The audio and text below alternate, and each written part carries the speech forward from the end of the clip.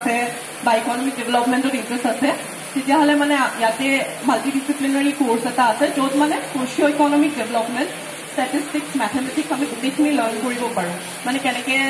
সোশিঅ' economic policies বনায় বা কেনেকে ষ্টাৰ্ট হয় সেইবোৰ মানে আমি ক্যালকুলেটিভ ৱে মানে মেথমেটিক্যাল ৱে আমি কৰিব পাৰোঁ তাৰ কাৰণে এন্ট্ৰেন্স এক্সাম এটা হয় ৰিচেণ্টলি হৈ গ'ল ফেব্ৰুৱাৰী এপ্ৰিল মানত মানে এনেকে হেৰিবোৰ হয় আৰু ফৰ্ম ফিল আপবোৰ ষ্টাৰ্ট হয় তাৰপিছত জুনত ৰিচেণ্টলি এক্সাম হৈ গ'ল এতিয়া বৰ্তমান আমাৰ ষ্টুডেণ্ট 40 হয় ডেভেলপমেণ্ট ষ্টাডিজত 40টা ষ্টুডেণ্ট মানে আছে চিট বাট এইবাৰ চাগে অকণমান বেছি কৰিছে আৰু মানে অকণমান বেছিকৈ ষ্টুডেণ্ট ল'ব আৰু ভালকৈ নহয় কোৰ্সটো তুমি যিখিনি কৰিলা এইটোৰ পিছত মানে কি মানে বেছিকটো কি গ্ৰেজুৱেশ্যন আৰ্ট গ্ৰেজুৱেশ্যন লাগে গ্ৰেজুৱেশ্যন যিকোনো ষ্ট্ৰীমৰ পৰা হ'লে হয় কিন্তু মেথমেটিক্সটো যদি থাকে বা ষ্টেটিষ্টিক্স যদি থাকে তেতিয়াহ'লে ভাল হয় যদি ইকনমিক পলিচি বা এনেকুৱা ধৰণৰ ফিল্ডত যদি যাব খোজে তেতিয়াহ'লে মানে মাল্টিডিচিপ্লিনাৰী হয়তো কোনোবা হয়তো ছ'চিয়লজি বেকগ্ৰাউণ্ডৰ পৰা শিকিব পাৰে মই কেমেষ্ট্ৰি আছিলোঁ তাই জিঅ'গ্ৰাফি আছিলে আৰু বিভিন্ন ধৰণৰ বেকগ্ৰাউণ্ডৰ পৰা কোনোবা চাইক'লজি হয় ত' একচুৱেলি আমি যেতিয়া ডিজাৰ্টেশ্যন কৰোঁ মানে ডিজাৰ্টেশ্যন মানে কি হয় আমি যেতিয়া মাষ্টাৰ ছেকেণ্ড ইয়েৰ যাব লাগে তেতিয়া মানে আমি ৰিচাৰ্চ এটা কৰিব লাগে সেই ৰিচাৰ্চটো আমি ক'ত কৰোঁ এতিয়া মই ইকনমিক্সত কৰি আছোঁ তাই ছ'চিয়লজিত কৰি আছে আৰু বহুতে এনেকৈ বেলেগ বেলেগ ধৰণৰ মানে ষ্ট্ৰীমত কৰিব পাৰে ত' সেইটোৰ ওপৰত বেছ কৰি একচুৱেলি আমি PhD কাৰণে কেনেকৈ কোন যাব খোজে মানে সেইটো হিচাপত যাব পাৰি আৰু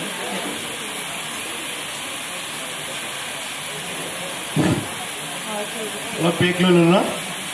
তাৰমানে চোৱা মই 2005 চনৰ পৰাই বিষয়টোৰ লগত জড়িত আছোঁ গতিকে মই 24 ঘণ্টা ক'লেও অলপ ABCD কোৱা নিচিনাই হ'ব বুজি পাইছা গতিকে আৰু মই অলপ ফাৰ্ষ্ট হৈছে মই আচলতে বহুত সৰহকৈ কওঁ কথাখিনি এনেকুৱা লাগে যে গোটেই কথাখিনি ছাত্ৰ ছাত্ৰীক জনাই দিওঁ অসমৰ ছাত্ৰ ছাত্ৰীয়ে ভাৰতবৰ্ষৰ ভিতৰত পৃথিৱীৰ ভিতৰত নাম কৰক মোৰ এনেকুৱা লাগে যিহেতু মই গম পোৱা নাছিলোঁ গতিকে মই অসমৰ ছাত্ৰ ছাত্ৰীসকলক জনাবৰ কাৰণে চেষ্টা কৰিছোঁ এতিয়া মই IIT পৰা মই কৈ আছিলোঁ যে ছায়েন্সৰ ইঞ্জিনিয়াৰিং কোৰ্চৰ কথা কৈ পেলাই মই IIT কথালৈ আহিলোঁ এতিয়া আছে অসমত এখন এগ্ৰিকালচাৰেল ইউনিভাৰ্চিটি কৃষি বিশ্ববিদ্যালয় তাৰ দিনত কি কি পঢ়িব পাৰি agriculture BSc sericulture horticulture fishery veterinary community science এইবিলাক হ'ল কৃষি বিশ্ববিদ্যালয়ৰ অধীনত তাৰ কাৰণে হায়াৰ ছেকেণ্ডেৰী ফিজিক্স কেমেষ্ট্ৰি আৰু বায়'লজি থাকিব লাগিব ইঞ্জিনিয়াৰিং পঢ়িব হ'লে ফিজিক্স কেমেষ্ট্ৰি মেথমেটিক্স আজিকালি বায়'লজিৰ দৰকাৰ ইঞ্জিনিয়াৰিং পঢ়িব হ'লে মেডিকেল পঢ়িব হ'লে বহুতে কি হয় মই মেডিকেলত পঢ়িম গতিকে মই মেথমেটিক্স নলওঁ কিন্তু ছায়েন্সত পঢ়িলে মেথমেটিক্স আৰু বায়'লজি দুটা লোৱাটো উচিত যিহেতু কিছুমান ছাবজেক্ট আছে মেথমেটিক্সটো ভালদৰে জানিলে তুমি মেডিকেলো ভালদৰে পঢ়িব পাৰিবা মেডিকেলৰ ইনষ্ট্ৰুমেণ্টেশ্যন তুমি 1 ছেকেণ্ডৰ কাৰণে যদি অপাৰেশ্যন যদি গড়বড় হয় গণ্ডগোল হয় গোটেই সমস্যাৰ সৃষ্টি হৈ যাব পাৰে আৰু আজিকালি সকলো বস্তু কম্পিউটাৰ লগত ৰিলেটেড গতিকে কম্পিউটাৰ 0 আৰু 1ৰ ওপৰতে মানে এমাহ কথা ক'ব আৰ্টিফিচিয়েল ইণ্টেলিজেন্স ওপৰত এটা কোৰ্চ এটা আছে সেইটো বিষয়ে অলপ পিছত ক'ব মই যেতিয়া ক'বৰ কাৰণে এতিয়া কথাটো হ'ল যে যিহেতু পঢ়াৰ কাৰণে সুবিধা থাকে তোমালোকে যদি ভৱিষ্যতে ছায়েন্সত পঢ়া ফিজিক্স কেমেষ্ট্ৰি মেথমেটিক্স আৰু বায়'লজি দুটা ছাবজেক্টে ল'বলৈ চেষ্টা কৰিবা তাৰপিছত আগৰ দিনত মেট্ৰিক পাছ কৰিলে বা 10 পাছ কৰিলে কিবা এটা কৰ্মসংস্থাপনৰ সুবিধা হৈছিলে এতিয়া বৰ্তমান যুগত যদি সম্ভৱ হয় পৰাপক্ষত ডিগ্ৰী পৰ্যন্ত কৰি ল'লে ভাল হয় গতিকে কোনোবাই বোলে ইঞ্জিনিয়াৰিং নপঢ়িব মেডিকেল নপঢ়িব ছায়েন্সত পঢ়িব মন এগ্ৰিকালচাৰ ৰিলেটেড নপঢ়িব মই BSc physics chemistry mathematics botany জুলজিত কৰোঁ কি কাৰণে কৈছোঁ মিনিমাম ডিগ্ৰীটো কৰিলেতো ভাল বুলি যদি ঘৰখনত কোনো সমস্যা নাই আৰ্থিকভাৱে তেতিয়াহ'লে ডিগ্ৰী পৰ্যন্ত কৰিলে ভাল গভৰ্ণমেণ্ট অফ ইণ্ডিয়াৰ টপমষ্ট চাকৰিখিনি কাৰণে ইউনিয়ন পাব্লিক ছাৰ্ভিচ কমিশ্যনে এটা পৰীক্ষা কণ্ডাক্ট কৰে সেই পৰীক্ষাটোৰ নামটো হ'ল civil service examination any graduate from A recognise university IAS officer IPS officer IFS officer তাৰমানে গভৰ্ণমেণ্ট অফ ইণ্ডিয়াৰ টপমষ্ট চাকৰিখিনিৰ কাৰণে বিভিন্ন ডিপাৰ্টমেণ্টৰ সেইটো চিভিল ছাৰ্ভিচ এক্সাম পৰীক্ষাটো দিব লাগিব তাৰ কাৰণে কি এনি গ্ৰেজুৱেট BA কোৱা BCom কোৱা BSc কোৱা MBBS কোৱা BTech কোৱা এনি গ্ৰেজুৱেট হ'ব লাগে এই পৰীক্ষাটোৰ কাৰণে অৱতীৰ্ণ হ'বৰ কাৰণে তাৰপিছত তলৰ ৰেংকিং পজিশ্যনৰ কাৰণে ভাৰত চৰকাৰৰ বিভিন্ন ডিপাৰ্টমেণ্টৰ ষ্টাফ চিলেকশ্যন কমিশ্যনে কণ্ডাক্ট কৰে কম্বাইণ্ড গ্ৰেজুৱেট লেভেল এক্সামিনেশ্যন তাৰ কাৰণে এনি গ্ৰেজুৱেট এতিয়া অসম চৰকাৰৰ বিভিন্ন ডিপাৰ্টমেণ্টৰ টপমষ্ট চাকৰিখিনিৰ কাৰণে ACS officer block development officer employment exchange officer তাৰমানে অসম চৰকাৰৰ বিভিন্ন ডিপাৰ্টমেণ্টৰ টপ পোষ্ট চাকৰিখিনিৰ কাৰণে আসাম পাব্লিক সাৰ্ভিস কমিশনে কণ্ডাক্ট কৰে কম্বাইন্ড কম্পিটিটিভ এক্সাম তাৰ কাৰণে এনি গ্ৰেজুৱেট আৰু বেংকবিলাকৰ provisional officer bank clerical position তাৰ কাৰণে এনি গ্ৰেজুৱেট ৰিজাৰ্ভ বেংক আৰু ষ্টেট বেংকে ইণ্ডিভিজুৱেলি পৰীক্ষা পাতে আৰু বাকী বেংকবিলাকৰ কাৰণে IBPS নামৰ এটা অৰ্গেনাইজেশ্যনে পৰীক্ষাটো কণ্ডাক্ট কৰি দিয়ে ৰিটেন পৰীক্ষাটো ইণ্ডিভিজুৱেল বেংকবিলাকে ৰিকুৱাৰমেণ্ট মতে পাৰ্চনেল ইণ্টাৰভিউটো কণ্ডাক্ট কৰে ইঞ্চুৰেঞ্চ কোম্পানীবিলাকৰ ডেভেলপমেণ্ট অফিচাৰ কাৰণে যেনে LICয়ে কৰে অইল ইঞ্চুৰেঞ্চে কৰে এইবিলাক ডেভেলপমেণ্ট অফিচাৰ কাৰণে এনি গ্ৰেজুৱেট এনি ষ্ট্ৰীমত এনি গ্ৰেজুৱেট হোৱাৰ পিছত 10-15টামান প্ৰতিযোগিতা পৰীক্ষাত অৱতীৰ্ণ হ'ব পাৰি তাৰপিছত তাত যদি পৰীক্ষাত উত্তীৰ্ণ হয় তেতিয়া ডাইৰেক্ট চাকৰি পাব পাৰা কম্বাইণ্ড ডিফেন্স ছাৰ্ভিচ আৰ্মিৰ কাৰণে আৰ্টছ ছায়েন্স প্ৰথমে এনি গ্ৰেজুৱেট হ'লে হ'ল কিন্তু এয়াৰ ফ'ৰ্চ আৰু নেভি ছেকশ্যনৰ কাৰণে ইঞ্জিনিয়াৰিঙৰ গ্ৰেজুৱেট বা ছায়েন্স গ্ৰেজুৱেট হ'ব লাগিব NDA নেশ্যনেল ডিফেন্স একাডেমী এক্সামৰ কাৰণে হাই ছেকেণ্ডেৰী বেছ কৰি হয় আৰ্মিৰ কাৰণে আৰ্টছ ছায়েন্স কমাৰ্চ কথা নাই কিন্তু এয়াৰ ফ'ৰ্চ আৰু নেভিৰ কাৰণে ছায়েন্স বেকগ্ৰাউণ্ড হ'ব লাগিব তাৰপিছত কমাৰ্চত পঢ়া মানে বোধ আহিব পাৰে যে ব্যৱসায় বাণিজ্য কৰিব হয় ব্যৱসায় বাণিজ্য কৰিবৰ কাৰণে কমাৰ্চত পঢ়িলে সুবিধা হয় কিন্তু কমাৰ্চৰো কিছুমান বৃত্তিমুখী পাঠ্যক্ৰম আছে চাৰ্টাৰ্ড একাউণ্টেঞ্চি কোম্পানী ছেক্ৰেটাৰী কষ্ট একাউণ্টেঞ্চি এইবিলাক হ'ল কমাৰ্চৰ কিছুমান বৃত্তিমুখী পাঠ্যক্ৰম আনকি আৰ্টছ বেকগ্ৰাউণ্ড ছায়েন্স বেকগ্ৰাউণ্ডৰ পৰা এইবিলাক পঢ়িব পাৰে হাই ছেকেণ্ডেৰী পাছ কৰাৰ পিছত সেইবিলাক সাধাৰণতে ৰেগুলাৰ ক্লাছৰ নিচিনা পৰীক্ষা নহয় ক্লাছত নিচিনা নহয় সেল্ফ ষ্টাডি বা কোনোবাই কোচিং ইনষ্টিটিউট বা টিউশ্যন টাইপ ল'ব পাৰে এনৰোল কৰিব লাগে 3টা লেভেলত হয় foundation course intermediate course and final stage আৰু কোনোবাই যদি ডিগ্ৰী পঢ়ি পেলাই যদি ভাবিছে যে কোৰ্চটো এনৰোল হয় তেতিয়া ফাউণ্ডেশ্যন কোৰ্চটো কৰিব নোৱাৰে ডাইৰেক্ট ইণ্টাৰমিডিয়েট কোৰ্চ আৰু ফাইনেল ষ্টেজ কোৰ্চটো কৰিব লাগে তাৰপিছত আহিছে যে আৰ্টছত কোনোবাই যদি আৰ্টছত নাম ভৰ্তি কৰে সুধিব মানে বহুতে কিহত পইচা এই ইংলিছত মেজৰ ল'লো আছামিজত ল'লো এই তাত চাকৰি বাকৰি আছে নহয় আছামিজত ল'লা কিন্তু কিহত ল'লে ভাল হ'ব কোনো নকয় কিন্তু কিবা যদি কোৱা তেতিয়া উল্টাটো কিবা এটা ক'ব এতিয়া তুমি অসমীয়াত যদি লৈছা ডিগ্ৰী পঢ়িছা মাষ্টাৰ ডিগ্ৰী কৰিছা পৃথিৱীৰ বিভিন্ন জেগাত চাকৰি পাব পাৰা অসমীয়া আমি অসমীয়া পঢ়ি পেলাই মই পৃথিৱীৰ বিভিন্ন ঠাইত কেনেকৈ চাকৰি পাম তাৰ লগে লগে কিন্তু ইংৰাজী ভাষাটো জানিব লাগিব ইংৰাজী ইণ্টাৰনেশ্যনেল লেংগুৱেজ যিমানে ভাষা জানে সিমানে সুবিধা হ'ব ভাষা যিমানে শিকিবা ফৰেইন লেংগুৱেজ শিকিলে আৰু সুবিধা হ'ব এতিয়া তোমালোকে গুগলত চাৰ্চ কৰা নে গুগল ইউজ কৰা গুগল চাৰ্চ ইঞ্জিন কিবা বিচাৰি পেলাই গুগলত চাৰ্চ কৰা নে কৰি পাইছিলানে এতিয়া যদি অসমীয়াত যদি কিবা লিখি দিয়া অসম বুলি অসমীয়াতো কিছুমান কথা আহি যাব গুগলৰ হেড অফিচত অসমীয়া যুৱক যুৱতীয়ে চাকৰি কৰি আছে UPSCয়ে কণ্ডাক্ট কৰা চিভিল ছাৰ্ভিচ এক্সাম অসমীয়াত দিব পাৰিবা অসমীয়াত প্ৰশ্ন কাকত আহে প্ৰধানমন্ত্ৰীৰ ৱেবছাইট অসমীয়াত আছে নেশ্যনেল বুক আছে কিতাপ অসমীয়াত পাব্লিছ কৰে চিলড্ৰেন বুক আছে কিতাপ অসমীয়াত পাব্লিছ কৰে মোবাইলত তুমি অসমীয়াত SMS কৰিব পাৰা হোৱাটছএপত অসমীয়াত লিখিব পাৰা গতিকে সেই মোবাইল কোম্পানীৰ অসমীয়া জনা মানুহ লাগে টিভি চেনেলত যিবিলাক বিজ্ঞাপন প্ৰচাৰ হয় সেইবিলাক ইংৰাজীৰ পৰা হিন্দীলৈ বা হিন্দীৰ পৰা অসমীয়ালৈ অনুবাদ কৰিব তাৰ কাৰণে অসমীয়া জনা মানুহ লাগে ভইচ দিবৰ কাৰণে ভইচ অভাৰ দিবৰ কাৰণে অসমীয়া জনা মানুহ লাগে এতিয়া গুগলত তুমি চাৰ্চ কৰিলে অসমীয়াটো কথা ক'ব সেইটো কাৰণে ৰেকৰ্ডিং হৈ আছে অসমীয়া জনা মানুহে তুমি টাইপ কৰি দিবা গুগল ট্ৰান্সলেটত তাৰপিছত অসমীয়াটো ভইচটো আহি যাব সেইখিনিৰ কাৰণে অসমীয়া জনা মানুহে কাম কৰি আছে এতিয়া নেশ্যনেল এডুকেশ্যন পলিচি মতে মাতৃভাষাটো সকলোৱে শিকিবই লাগিব তুমি ইংৰাজী মাধ্যমতে পঢ়া অসমীয়া মাধ্যমতে পঢ়া চিভিল ছাৰ্ভিচ এক্সামিনেশ্যন দিব হ'লে এজন IAS অফিচাৰ হ'লে তুমি যদি মাতৃভাষাত যদি তুমি কোৱালিফাই নকৰা লেংগুৱেজ টেষ্টত তেতিয়া তুমি এজন IAS অফিচাৰ হ'ব নোৱাৰিবা গতিকে প্ৰত্যেক কলেজ ইউনিভাৰ্চিটি এজন অসমীয়া টিচাৰ লাগে কিমান কলেজ আছে প্ৰত্যেকৰে অসমীয়া ছাবজেক্ট আৰু নেশ্যনেল এডুকেশ্যন পলিচি মতেতো অসমীয়াটো কম্পালচৰি আনকি আছাম ডন বস্কো যেতিয়া অসমীয়াত এতিয়া ক্লাছ হয় লেংগুৱেজ ল'বই লাগিব তাৰমানে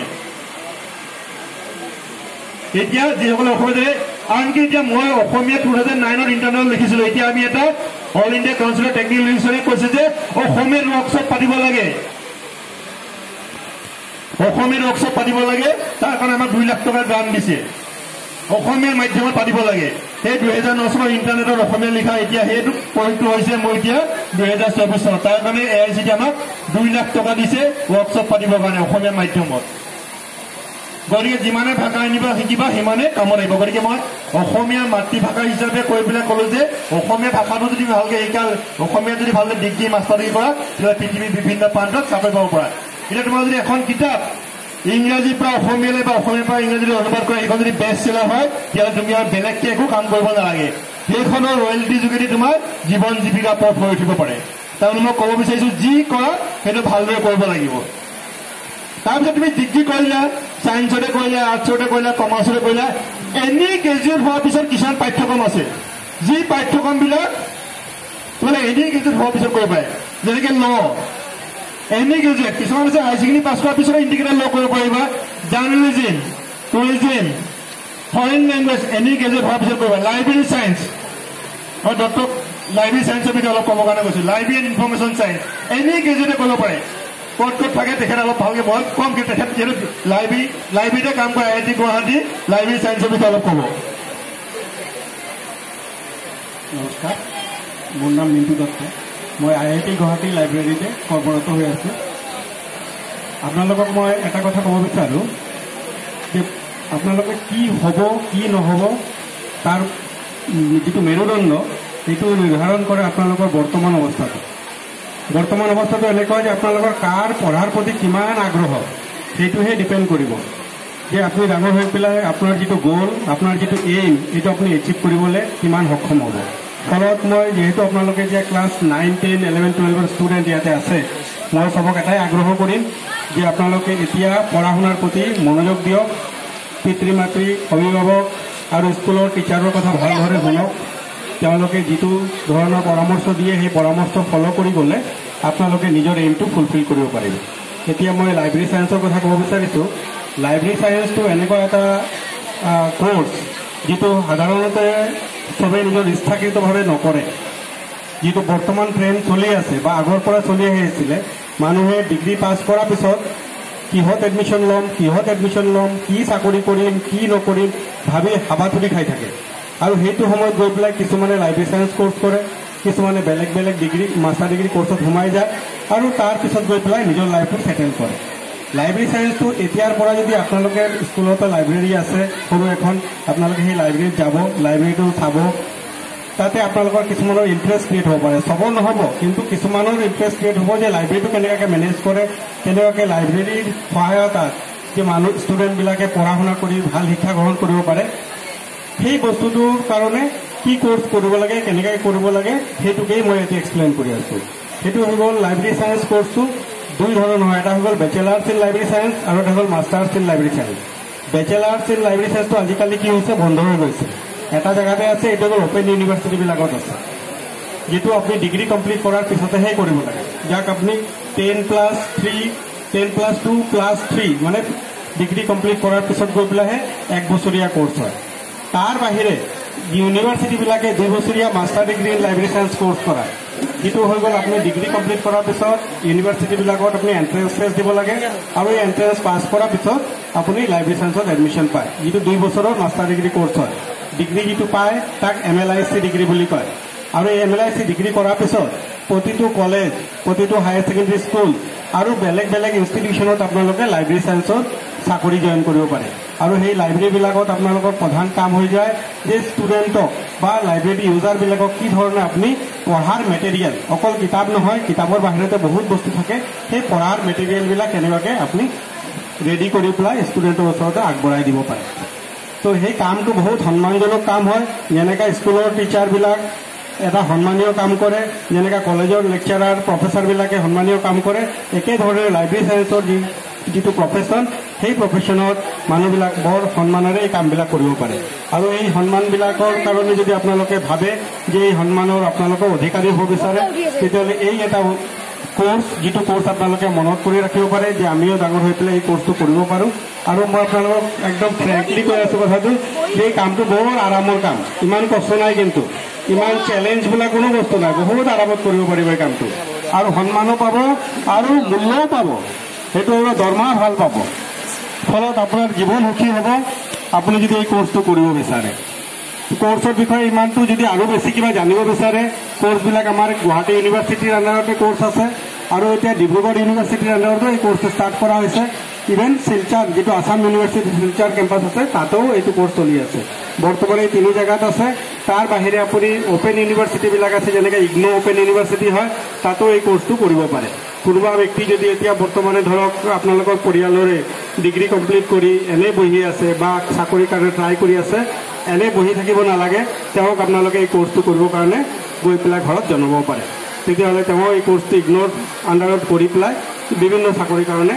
এপ্লাই কৰিবলৈ তেওঁ সক্ষম হ'ব আৰু আপোনালোকক মই যেহেতু মোক মাইকখন দিছে ক'বলৈ মই আৰু দুই এষাৰ কথা কওঁ যে IITত চাকৰি কৰাৰ আগতে ময়ো প্ৰথমত জীৱনত স্কুলৰ টিচাৰ আছিলোঁ 4 বছৰ মই স্কুলত টিচিং কৰিছোঁ আপোনালোকৰ নিচিনা ক্লাছ 9-10ৰ ষ্টুডেণ্টক মই পঢ়াইছোঁ মই বুজি পাওঁ স্কুলৰ ষ্টুডেণ্টক ডিল কৰাটো এটা টিচাৰৰ কাৰণে কিমান চেলেঞ্জিং হয় আৰু তাৰ মাজৰ পৰা কিছুমান ষ্টুডেণ্ট ভাল হৈ যেতিয়া ওলাই আহে তেতিয়া সমাজৰ উন্নতি হয় দেশৰ উন্নতি হয় আৰু সেই স্কুলৰ টিচাৰবিলাকে বৰ প্ৰাউড ফিল কৰিব পাৰে সেইকাৰণে আপোনালোকৰ তাত মই এতিয়া আগ্ৰহ কৰিম যে আপোনালোকে পঢ়া শুনা ভালদৰে কৰক আৰু ইয়াতে বেলেগ বেলেগ স্কুলৰ পৰা ষ্টুডেণ্ট আহিছে এইটো স্কুলৰো ষ্টুডেণ্ট আছে চবক এইটোহে ক'ম যে পঢ়া শুনাৰ প্ৰতি মনোযোগ দিয়ক আৰু ইয়াতে আমাৰ মনোযোগ বৰগোহাঁই ছাৰে যেতিয়া কৈছিলে যে মোবাইল কোনে কোনে ইউজ কৰে কোনে কোনে নকৰে আপোনালোকে হাত দাঙা নাই মই যিটো অবজাৰ্ভ কৰিছোঁ কিন্তু সঁচা কথা অৰ্থত আপোনালোকে বহুতেই মোবাইল ইউজ কৰে হয়নে নহয় মোবাইল ইউজ কৰাটো বেয়া নহয় তাৰ ভাল বেয়া দুটা গুণে আছে এতিয়া আপোনালোকে যেতিয়া ক্লাছ 9ত বা 10ত পঢ়ি আছে কোনোবা এটা ছাবজেক্টত কোনোবা এটা টপিক যদি আপোনালোকৰ বুজিবলৈ অসুবিধা পাইছে আপোনালোকে সেইটো গৈ পেলাই গুগলত হওক ইউটিউবত হওক ভাল ভাল টিচাৰৰ ভিডিঅ' থাকে ইউটিউবত শিকিব লগা বহুত বস্তু আছে বেয়া বস্তুটো আপুনি আঁতৰাই ল'ব ভাল ভাল টিচাৰৰ ভাল ভাল ক্লাছৰুম হয় তাতে সেই ক্লাছৰুমবিলাক আপোনালোকে ফ্ৰীতে জইন কৰিব পাৰে আৰু তাতে ভাল ভাল ভিডিঅ'বিলাক মেথছৰ হওক ছায়েন্সৰ হওক ছ'চিয়েল ছায়েন্সৰ হওক আপোনালোকে প্ৰতিটো ছাবজেক্টৰ ওপৰতে ইউটিউবত চাৰ্চ কৰি পেলাই পঢ়িব পাৰে যিটি ভিডিঅ'ত নাচাব ভাল ভাল ৰেপুটেড কিছুমান টিচাৰ আছে তেওঁলোকে নিজৰ ক্লাছৰুম ক্ৰিয়েট কৰি থৈছে ইউটিউবত আৰু সেই ক্লাছৰুমবিলাকৰ পৰা আপোনালোকে ভাল ভাল টপিকৰ ওপৰতে জানিব পাৰিব আমাৰ ইভেন বুলজিৎ বৰগোহাঁই ছাৰে কোৱা মতে তেওঁ যেনে কাউন্সিলিং আপোনালোকক আজি দি আছে সেইটো কাউন্সিলিঙৰ পৰা আপোনালোকে যি শিকিলে চবেইতো নোটবুক লৈ অহা নাই লিখা নাই কিছুমানে মনত থাকিব কিছুমানে কিছুমান বস্তু পাহৰি যাব চ' সেই বস্তুবিলাক ৰিভাইভ কৰিবৰ কাৰণে তেওঁৰ কিছুমান ভিডিঅ' আছে আপোনালোকে তেওঁৰ ভিডিঅ'বিলাকো চাব পাৰে ইউটিউবত শিকিবলগীয়া বহুত বস্তু আছে আপোনালোকে ইউটিউবৰ পৰা ভাল বস্তুকেইটা লওক আৰু যিটো আপোনালোকে এতিয়া যিহেতু 9-10ত পঢ়ি আছে যিকেইটা আপোনালোকৰ চেপ্টাৰ বুকছত মেথছৰ হওক ছায়েন্সৰ হওক চেপ্টাৰবিলাকৰ যদি স্কুলত পঢ়োৱাৰ পিছত বা আপোনালোকৰ ঘৰুৱা টিচাৰ হওক বা পিতৃ মাতৃ পঢ়োৱাৰ পিছতো আপোনালোকে বুজিবলৈ সক্ষম হৈ উঠা নাই সেইকেইটা বস্তু আপোনালোকে ইউটিউবত চাৰ্চ কৰিব মই আপোনালোকক ক'লোঁ তাতে ভাল ভাল শিক্ষকে দিয়া লেকচাৰ্ছ আছে অকল অসমৰ পৰা নহয় অল ইণ্ডিয়া বেচিছৰ পৰা ভাল ভাল টিচাৰে লেকচাৰ দিয়া আছে সেই লেকচাৰবিলাক চালে আপোনালোকৰ কি হ'ব কনচেপ্টটো ক্লিয়াৰ হৈ যাব আৰু এইটো বয়সত যদি এটা কনচেপ্ট ক্লিয়াৰ হয় আপুনি বুঢ়া হোৱালৈকে আপোনাৰ কনচেপ্টটো মনত থাকিব মনত ৰাখিব এইটো শৈশৱকাল এইটো কালত যিটো শিক্ষা মানুহে গ্ৰহণ কৰে এইটো শিক্ষাই আপোনাৰ জীৱনৰ মেৰুদণ্ডক ষ্ট্ৰং কৰে মই ইমানেই ক'ম যদি আৰু কিবা আপোনালোকৰ জানিব ইচ্ছা থাকে মোকো সুধিব পাৰে মই মোৰ ব্যক্তিগত এক্সপিৰিয়েঞ্চৰ ফালৰ পৰা বা নলেজৰ ফালৰ পৰা মই আপোনালোকক সদায় যি লাগে মই ছাপৰ্ট দিব পাৰিম আৰু লাষ্টত মই এটা আগ্ৰহ কৰিম যে আপোনালোকৰ ইয়াতে যি ইনচাৰ্জ আছে মানে স্কুলৰ প্ৰধান শিক্ষক বা ক্লাবৰ যিজন দায়িত্বত থকা মানুহ আছে তেওঁলোকক মই এটা আগ্ৰহ কৰিম আপোনালোকে এবাৰ IIT গুৱাহাটীতো আহিব আপোনালোকে IIT গুৱাহাটী চাই যাব আমাৰ স্পেচিয়েলি লাইব্ৰেৰীটো চাই যাব আমি লাইব্ৰেৰী বহুত ধুনীয়াকৈ সজাইছোঁ বহুত ধুনীয়া ছাপৰ্ট দি আছোঁ এডুকেশ্যনৰ পাৰপাজত ইমান ধুনীয়া ছাপৰ্ট নৰ্থ ইষ্টৰ ভিতৰত বেলেগ কোনো লাইব্ৰেৰী দিব পাৰিছে বুলি মই ভবা নাই কিন্তু আমাৰ IIT গুৱাহাটীত বহুত ধৰণৰ মেটেৰিয়েলছ আছে ষ্টাডি মেটেৰিয়েল আপোনালোকে এবাৰ ভিজিট কৰিব চাই যাব পাৰিব আৰু আমাৰ ইয়াতে আমাৰ দেৱাংগ ৰাজ নিয়োগ আছে তেওঁ আপোনালোকক ভালদৰে তেওঁ পৰিচয় দিয়া নাই মই এটা কথা এড কৰোঁ আপোনালোকে নিশ্চয় কিছুমান দিন আগতে টিভিত বা নিউজ পেপাৰত চাইছে অসম চৰকাৰে য়ং চাইণ্টিষ্ট এৱাৰ্ড দিছিলে আৰু সেই চাইণ্টিষ্টৰ অধিকাৰী এওঁ হয় তো মই আপোনালোকক ক'ম এওঁক চাই পেলাই মানুহ কিছুমান বস্তু শিকিব পাৰিব আমি 3 ধৰণে শিকোঁ চাই শিকোঁ পঢ়ি শিকোঁ আৰু কৰি শিকোঁ কিছুমানে অকল কিতাপ পঢ়ি পেলাই শিকিব কিছুমানে চাই পেলাই শিকে আৰু কিছুমানে প্ৰেক্টিকেলি কৰি পেলাই শিকে আজি এওঁক আপোনালোকৰ ওচৰত আমি আনি পেলাই প্ৰস্তুত কৰিলোঁ আপুনি এওঁক চাওক চাই পেলাই আপোনালোকে এটা উৎসাহ পাব যে আমাৰ মানুহজন ইমান কম বয়সত এজন য়ং চাইণ্টিষ্টৰ এৱাৰ্ড পাইছে সেইটো অসম চৰকাৰৰ ফালৰ পৰা আৰু তেওঁৰ ব্যক্তিগত বাকী এক্সপিৰিয়েঞ্চবিলাক আপোনালোকৰ লগত শ্বেয়াৰ কৰিছে চ' ফলত মই আশা কৰিম আজিৰ যিটো প্ৰগ্ৰাম যি ধৰণে প্ৰগ্ৰামটো পৰিচালিত হৈ আছে আমাৰ গুণজিত বৰুৱা ছাৰে আৰু ক'ব, আপোনালোকক আৰু জ্ঞান দিব আৰু আপোনালোকে ইয়াৰ পৰা ভাল এটা প্ৰফিট আৰু আপোনালোকে ভাল এটা মাৰ্গদৰ্শন পাব বুলি মই আশা কৰিছোঁ। চ' ইমান কৈ মই থলোঁ। Thank you. ধন্যবাদ। এতিয়া চোৱা, যিসকলে তোমালোকে কিতাপ পঢ়ি ভাল পোৱা, লাইব্ৰেৰিয়ান হ'লে মানে তুমি কিতাপ কিনিব দৰকাৰ নাই, চব বিনামূলীয়া পঢ়িব পালা। পৃথিৱীত যিমান কিতাপ আছে তোমাৰ লাগে তুমি অৰ্ডাৰ দি আনিব পৰা। চোৱা, লাইব্ৰেৰীত কিতাপখন কিনিব দৰকাৰ নাই, তুমি চব কিতাপে পঢ়িবা, কিতাপৰ মাজত থাকিলা। তোমাৰ যদি পঢ়িলে যে হবি দিবলৈ কিতাপ পঢ়া, অকল লাইব্ৰেৰিয়ান অকল কলেজ ইউনিভাৰ্চিটিতে নাথাকে, ৰাষ্ট্ৰপতি ভৱনত থাকিব, সচিবালয়ত থাকিব, ৰেডিঅ'ত চেণ্টাৰ থাকিব, দূৰদৰ্শনত থাকিব, বাতৰি কাকতত থাকিব, সংগ্ৰহালয়ত থাকিব। লাইব্ৰেৰিয়ান বহুত জেগাত লাগে, বুজি পাইছা? তোমাৰ বোলে মন আছে বোলে ৰাষ্ট্ৰপতিক লগ পাবৰ কাৰণে, এতিয়া তুমি ৰাষ্ট্ৰপতি আহিব, ৰাষ্ট্ৰপতি কাৰ্যালয়ত তোমাৰ যে লাইব্ৰেৰিয়ান থাকিব, সচিবালয়ত থাকিব, মুখ্যমন্ত্ৰী, শিক্ষামন্ত্ৰী এইবিলাক আহিব, তোমাৰ তাতো লাইব্ৰেৰী আছে, তুমি লগ পাব পাৰা। তেতিয়া তোমাৰ এইমটো বোলে ৰাষ্ট্ৰপতিৰ লগত মোৰ দেখা সাক্ষাৎ হোৱা, ৰাষ্ট্ৰপতি ভৱনত তুমি যদি লাইব্ৰেৰিয়ান হিচাপে যদি যোগদান কৰিব পাৰা। তোমাৰ বোলে টিভি চেণ্টাৰত এংকৰবিলাকৰ লগত লগ কৰিব মন আছে, তুমি তাৰো লাইব্ৰেৰিয়ান হ'ব পাৰা, বুজি পালা? গতিকে তাৰ লগত চাই ল'ব লাগিব। লাইব্ৰেৰী পঢ়াবৰ কাৰণে চায়েন্স পঢ়াব টিচাৰো হ'ব পৰা ইচ্ছা কৰিলে, গুৱাহাটী ইউনিভাৰ্চিটি হওক বা ডিব্ৰুগড় ইউনিভাৰ্চিটি হওক, আছাম ইউনিভাৰ্চিটি লাইব্ৰেৰিয়ানো হ'ব পৰা, বুজি পালা? এতিয়া আমি অসমীয়াত কথা পাতি আছো, এতিয়া অলপ ৰাষ্ট্ৰভাষা হিন্দী ন, আমি হিন্দীও জানিব লাগিব অলপ। এতিয়া হিন্দী আৰু ইংৰাজীত কোৱা দুজন আছে, ষ্টুডেণ্ট দুজন আছে। কাম both of you come one by one, tell your what you are doing. What everyone, myself Sudhakar Verma, computer aided from chemical department. Computer aided मतलब होता है कि इंडस्ट्री में किसी प्रोसेस को कंप्यूटर से कैसे कंट्रोल करेंगे। और ये हमारा मतलब इसमें असम में बहुत सारे ऐसे प्लांट हैं जो ऑयल इंडस्ट्री से रिलेटेड हैं, और जो मतलब रिफाइनिंग और डिजाइनिंग से बहुत सारे रिलेटेड इंडस्ट्रीज हैं जो हमारी इसमें बहुत यूज होता है कंप्यूटर एडेड का। कंप्यूटर एडेड मतलब ये होता है कि किसी प्रोसेस में by software in the help of data visualisation, data expanding, तो इसमें कंप्यूटर एडेड का बहुत ज़्यादा रोल है। और ये हमारे केमिकल डिपार्टमेंट में आता है, जो केमिकल डिपार्टमेंट बहुत लार्ज डिपार्टमेंट है। इसमें नैनो टेक्नोलॉजी, बायो साइंस और कई सारे डिपार्टमेंट के प्रोजेक्ट इंक्लूड होते हैं। और इसमें तुम्हारा ये केमिकल डिपार्टमेंट से रिलेटेड बहुत सारे प्रोजेक्ट अभी IIT गुवाहाटी में चल रहे हैं। इसका ज़्यादातर मैक्सिमम प्रोजेक्ट लोकल प्रोजेक्ट हैं, जो असम इंडिया के प्रोजेक्ट हैं, जो असम के प्रोजेक्ट हैं। इसमें oil India, ONGC, Indian oil, तो मैक्सिमम प्रोजेक्ट असम के ही हैं, क्योंकि यहाँ असम गवर्नमेंट इसको प्रमोट कर रही है IIT में कि ज़्यादातर प्रोजेक्ट असम से रिलेटेड ही लिए जाएं। तो if you have any question please ask.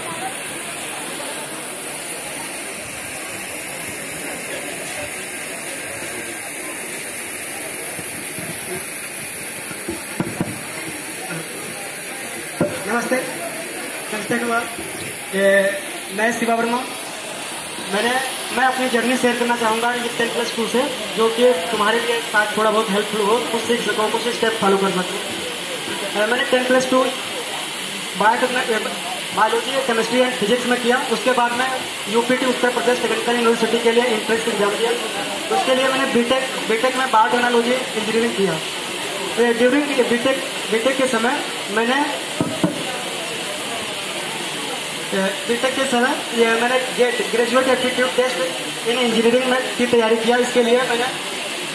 तैयारी करने के बाद मेरा सिलेक्शन IIT गुवाहाटी में हुआ, तो मैं यहाँ पे एडमिशन लिया। तो यहाँ पे मैं MTech बायोमेडिकल इंजीनियरिंग से कर रहा हूँ, जिसकी स्पेशलाइजेशन 2 है। एक medical devices and regenerative medicine. Regenerative medicine is special types of the medicine जो कि अभी एडवांस लेवल पे नहीं है, अभी मार्केट में नहीं है, उस पर रिसर्च है। और मेडिकल डिवाइस आप लोग सभी हॉस्पिटल जाते ही होंगे तो देखते होंगे, उनके मैन्युफैक्चरिंग पर रिसर्च के लिए सब हम लोग काम करते हैं। Thank you very much.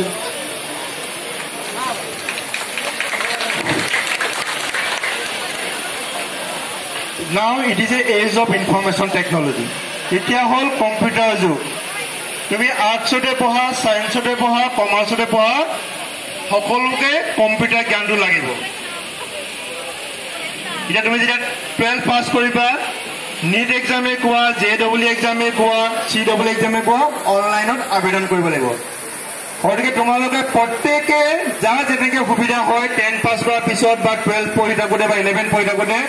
ছমহীয়া বা এবছৰীয়া বেছিক কম্পিউটাৰ নলেজৰ এটা কোৰ্চ কৰিবা সাধাৰণতে কোৰ্চবিলাক শনিবাৰ বা দেওবাৰে হয় সেইটো হ'ল মিনিমাম কোৱালিফিকেশ্যন এটা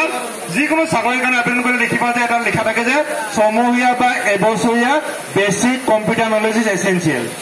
যিহেতু আজিকালি কাগজ কলম লৈ পেলাই এণ্ট্ৰি নকৰে কম্পিউটাৰতে সকলো কামবিলাক হয় যিকোনো অফিচত তোমালোকে এতিয়া ছাৰ প্ৰিন্সিপাল অধ্যক্ষ মহোদয় দেখিলা ৰুমত এটা কম্পিউটাৰ আছে CCTV কেমেৰা কম্পিউটাৰৰ লিংক হৈ আছে গতিকে কম্পিউটাৰ জ্ঞানটো সকলোকে লাগিব গতিকে এইটো চাৰ্টিফিকেটখন ল'লেই নহ'ব হাতে কামে জানিব লাগিব আৰু বেছিক কম্পিউটাৰ নলেজটোৰ ওপৰত জেনেৰেল নলেজৰো কুৱেশ্যন আহে what is hardware what is software বুজি পাইছানে গতিকে কম্পিউটাৰ নলেজটো আমি সকলোৱে জানিব লাগিব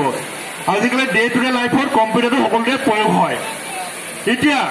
IIT গুৱাহাটীতে এনেকুৱা এটা কোৰ্চ আছে যিটো কোৰ্চ মই JEE মেইনছ এডভান্স কোৱালিফাই কৰিব লাগিব বুলিছোঁ তাত যদি কৰিলেহে IIT BTech কোৰ্চ কৰিব সুবিধা পাবা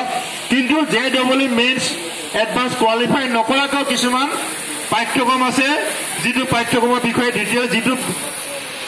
যিখন স্কুলত IIT আনৰ যিখন স্কুলত কৰ্মৰত দেৱাংগই তোমালোকক বুজাই পেলাই তোমাৰ IIT যাব JEE মেইনছ কোৱালিফাই কৰি এডভান্স কোৱালিফাই কৰা নাই কিন্তু তোমালোকক IIT পৰা এটা ডিগ্ৰী ল'বলৈ মন আছে তেতিয়াহ'লে সেই এটা পাঠ্যক্ৰম আছে সেইটো বিষয়ে বহুতে নাজানে আৰু সেইটো বিষয়ে আমি যিমান পাৰোঁ প্ৰচাৰ কৰাৰ চেষ্টা কৰি আছোঁ আৰু এই বিষয়টোৰ ওপৰতে দেৱাংগৰ মই এটা সাক্ষাৎকাৰ টাইপ এটা লৈছিলোঁ আৰু ভাল লাগিছে যে সেইটো প্ৰায় 1 লাখৰ ওপৰ মানুহে ভিডিঅ'টো চাইছে যে তোমালোকে সাক্ষাৎ দেৱাংগক পাইছা দেৱাংগৰ সেইটো ছাবজেক্টতে পঢ়ায় দেৱাংগক মই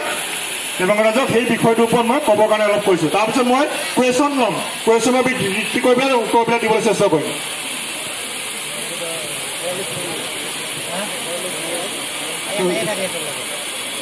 তোমালোক চবেই IIT গুৱাহাটীৰ বিষয়ে গম পোৱা IIT গুৱাহাটী ভাৰতৰ এখন সকলোতকৈ সৰ্বোত্তম প্ৰতিষ্ঠান বুলি জনা যায় তো IITটো যোনে ছায়েন্সত পঢ়িছা কোনোবাই ইঞ্জিনিয়াৰিং কৰিবা সকলোৰে এটা সপোন দেখিব পৰা যে মই IITত পঢ়িম কিন্তু IITত পঢ়াটোতো ইজি নহয় কাৰণ ফৰ এক্সাম্পল তুমি যদি BTech কৰিব বিচাৰিছা তুমি IIT JEE এক্সাম দিব লাগিব এণ্ড JEE এক্সাম ৱৰ্ল্ডৰ ভিতৰতকৈ চবতকৈ ডিফিকাল্ট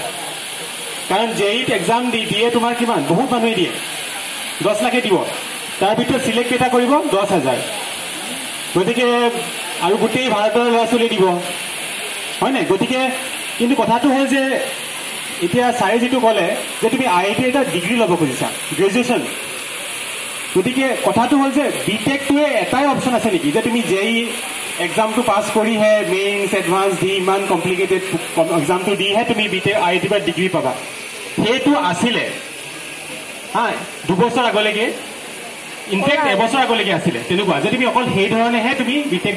ডিগ্ৰী এটা IIT পাবা কিন্তু যোৱা বছৰৰ পৰা IITত এটা ডিগ্ৰী ষ্টাৰ্ট হৈছে মানে এটা প্ৰগ্ৰাম ষ্টাৰ্ট হৈছে সেইটো হ'ল BSc data science and AI তোমালোকে শুনা পাইছা অলপ চলপ কৃত্ৰিম বুদ্ধিমত্তা তোমালোকে ফোন ইউজ কৰা বা তোমালোকে গুগল কৰা ফেচবুক কৰা চবতে AI ইউজ হয় ফোনৰ এপবিলাকত ইউজ হয় তুমি ক'ৰবাত অফিচত যোৱা তাত কিবা এটা তোমাৰ ছফ্টৱেৰ আছে তাতো AI ইউজ হয় এতিয়া কথা হ'ল যে সেই AIটো আজিকালি বহুত পপুলাৰ হৈছে তোমালোকৰ ফিউচাৰত 10 বছৰৰ পাছত বহুত জব হ'ব ইমান জব হ'ব AI যে এতিয়া বহুতে AI বিষয়ে পঢ়িবলৈ আহিছে গতিকে সেই AIৰ ওপৰত এটা কোৰ্চ ষ্টাৰ্ট হৈছে IIT গুৱাহাটীত সেইটো হ'ল BSc অনলাইন এই কোৰ্চটোৰ কাৰণে তুমি IITটো যাব নালাগে ঘৰৰ পৰাই যদি তোমাৰ লগত এটা কম্পিউটাৰ আছে বা এটা ফোন আছে তাৰ পৰা তুমি কোৰ্চটো কৰিব পাৰা এতিয়া কোৰ্চটোত কেনেকৈ এডমিশ্যন ল'ব পাৰি তুমি যদি ক্লাছ 12 পাছ কৰিলা আৰু তোমাৰ দ্বাৰা মেথছৰ বেকগ্ৰাউণ্ড আছে তেতিয়া এই পৰীক্ষাটোৰ কাৰণে এটা স্ক্ৰিনিং টেষ্ট হয় গতিকে তুমি জাষ্ট ক্লাছ 12 পাছ কৰি তুমি JEE এক্সাম নিদিয়াকৈ এটা পৰীক্ষা এটা হয় প্ৰতি বছৰে সেই পৰীক্ষাটোত যদি পাছ কৰা অনলাইন দিব লাগে আৰু সিমান কমপ্লিকেটেড নহয় তুমি যদি বেছিক মেথছৰ কনচেপ্টখিনি ক্লিয়াৰ আছে তুমি সেই এক্সামটো যদি পাই যোৱা মানে পাছ কৰা তুমি ডাইৰেক্ট এণ্ট্ৰি পাই যাবা আৰু এইটো ইউজুৱেলি 4 বছৰৰ কোৰ্চ হয় কিন্তু এই কোৰ্চটোৰ বিউটি হ'ল যে তুমি যদি 4 বছৰ নকৰি এবছৰ কৰিলা তাৰপিছত লাগিছে মই আৰু নকৰোঁ, তেতিয়াও তুমি এটা চাৰ্টিফিকেট পাই যাবা। তুমি ধৰা কৰিলা মই 2 বছৰ কৰিম, 2 বছৰ কৰি যদি কোৰ্চটো তুমি কমপ্লিট কৰি ভাবিলা মই ইয়াতে কমপ্লিট কৰোঁ, তুমি ডিপ্ল'মা পাই যাবা। যদি 3 বছৰ কৰা তুমি তেতিয়া তুমি BSc ডিগ্ৰী পাই যাবা, আৰু যদি 4 বছৰ কমপ্লিট কৰা তুমি BSc উইথ অনাৰ্ছ পাই যাবা। আৰু এইবাৰ লাষ্ট বেটছত অলমষ্ট 700 ষ্টুডেণ্টছে